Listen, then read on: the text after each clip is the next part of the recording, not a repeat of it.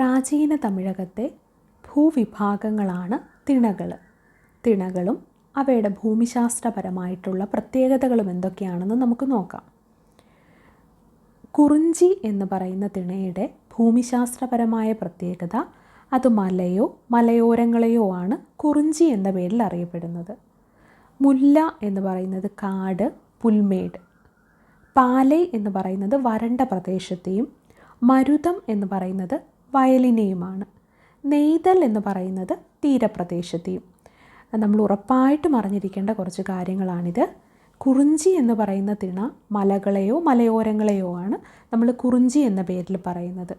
മുല്ല എന്ന് പറയുന്നത് കാടിനെയോ പുൽമേടിനെയോ ആണ്.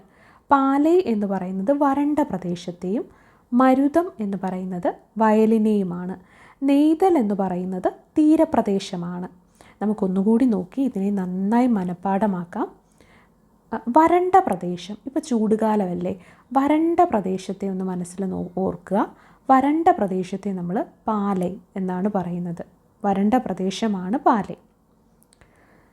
ഈ വരണ്ട ചൂട് കൂടിയ കാലാവസ്ഥയിൽ നിന്ന് നമ്മൾ പെട്ടെന്ന് നമ്മുടെ മനസ്സ് നല്ല വയലേലകളിലേക്ക് ഒന്ന് മനസ്സോടിച്ചാൽ ആ വയലുകളുള്ള അത്തരം ഭൂമിശാസ്ത്രപരമായ പ്രദേശത്തെ നമ്മൾ മരുതം എന്ന് ആണ് പറയുന്നത്. അത്തരം തിണയുടെ പേരാണ് മരുതം.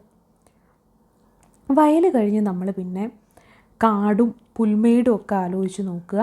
കാടിനെയും പുൽമേടും ഒക്കെയുള്ള ആ ഭൂമിശാസ്ത്രപരമായ പ്രദേശത്തെ മുല്ലയെന്നും മലയും മലയോരങ്ങളുമില്ലേ അതിനെ നമ്മൾ കുറിഞ്ചി എന്നുമാണ് പറയുന്നത്. തീരപ്രദേശത്തിലേക്ക് എത്തുമ്പോൾ അതിനെ നമ്മൾ നെയ്തൽ എന്നാണ് പറയുന്നത്. ഇത്രയുമാണ് തിണകളും അവയുടെ ഭൂമിശാസ്ത്രപരമായിട്ടുള്ള പ്രത്യേകതയും.